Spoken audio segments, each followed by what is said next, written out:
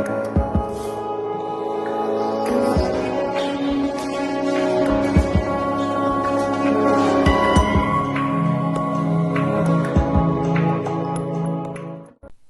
world are in critical situation, so the government has encouraged hand washing and sanitization to help curb the spread of coronavirus. Using the wrong product might put you at risk. Sanitizers contain antiseptic agent used to cleanse hands when soap and water are not available, and they offer protection by preventing and reducing bacteria, virus, and other pathogens that can cause infections. Following the announcements of the first case of coronavirus in the country, manufacturers of the now in demand hand sanitizers knew they would make a kill. As expected, there was increased demand for the product, and this forced some manufacturers to burn the midnight in a bid to capitalize on the opportunity. Some tried to beat the system by producing substandard products and quickly releasing them into the market out of greed. So as a result, the market was flooded with both genuine and fake sanitizers. A lot of news about the fake hand sanitizers and the cases is popular among the Indian country.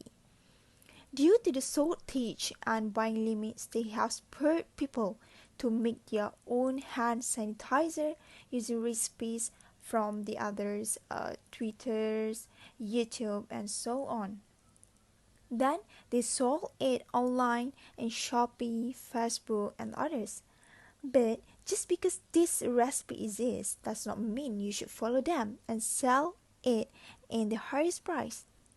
Luckily in Malaysia, not too much cases about these fake hand sanitizers, but a lot of them make it on their own. In the upcoming videos, it is about the effectiveness and a little bit about making sanitizers on their own. Well, the coronavirus fears, of course, have led as well to empty shelves in many stores. People across the GTA have rushed to stockpile on items like hand sanitizers and household cleaners. But here's a big question. How effective are these items when protecting against the coronavirus? Journalists from our online team have taken these questions to the experts. And our lifestyle reporter, Megan Coley, joins us now with more. Good morning, Megan. Thank you so much for joining us. So let's start there. How effective are these hand sanitizers? I mean, how effective are they in protecting against the virus? So they are very effective. It's a great option if you're on a busy commute, on public transit, or you're in another space where there are a lot of people and potentially a lot of germs. But ultimately, public health officials are pushing that hand washing is best with soap and water. And it's good just to do that all the time anyway, no matter what. But, talk about these hand sanitizers. People are making their own. That's right. Explain so that. There are some do-it-yourself recipes sort of circulating online amid rising fears.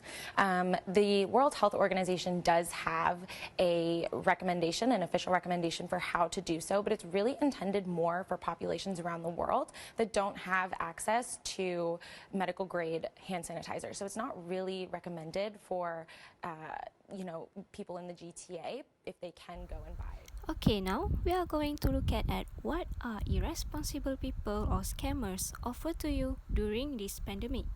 Actually, there are many beside this hand sanitizers issue. Guys, before we enter into 2020, what was on your mind? Or what was your first thought? Personally, I was expecting there is flying cars, but what I get is flying virus.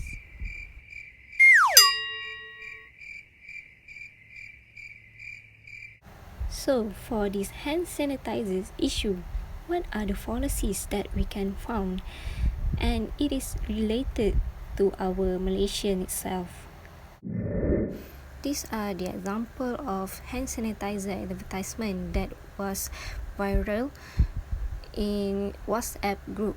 So as you can see, the ingredient itself, it reflects with the original hand sanitizer that it should be.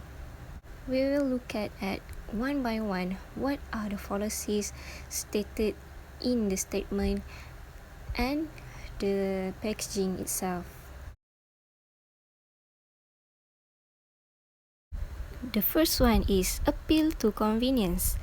The readers tend to accept an argument because the statement is convenient, although in fact some already knew it is not necessarily true. From the text, the seller said alcohol may cause skin irritation, so to avoid this, the seller convinced reader to use a hand sanitizer which is made purely from safe ingredients. Of course, everyone wants to retain their skin's health, so for people who can easily being influenced might believe this statement is true. Next is hasty generalization. It is a common logical fallacy because there is no single agreed upon measure for sufficient evidence.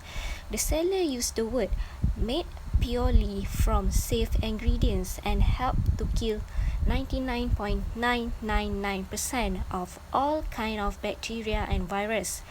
The question is, how can the seller be so sure the safe ingredient claimed by he or she can kill 99.999% of all kind of bacteria and virus? The seller does not say that it is proven by medical research and what's not. The third one is equivocation or ambiguity. Ambiguity means something can be false interpreted. It can confuse the reader with the word used. The word 100% biodegradable, it is mean the bottle used is biodegradable, or if someone use the hand sanitizer, their hands become biodegradable. It's quite confusing though. Also, the electricity, it has two meanings here. First, it is the ingredient itself have electricity. If it is, then the hand sanitizer that was claimed made from safe ingredients are reflected. Would you use something that have electricity onto your bare hand? Definitely not. Oh, the second meaning is the process of making this hand sanitizer use electricity. This one is quite logic, but never in my life found someone stated that way on their product. To end this video, here's a little bit reminder for you guys during this coronavirus pandemic. Wash your hands as regularly, especially after touching public facilities. Stay at home everybody, till we meet again. Bye!